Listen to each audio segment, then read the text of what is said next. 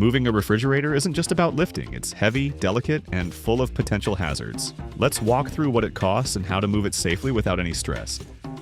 For a local move, moving a fridge typically costs between $75 and $200.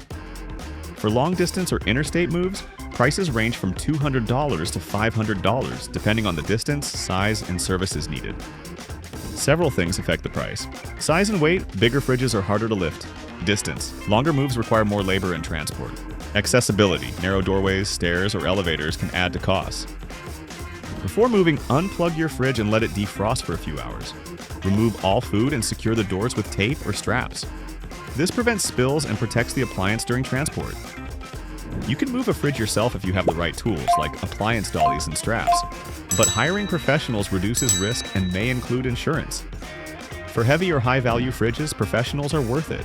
If you want peace of mind and a hassle-free move, the team at 3 Movers can handle your fridge safely and efficiently, whether it's across town or across the state. Your appliance arrives intact, and you avoid the stress.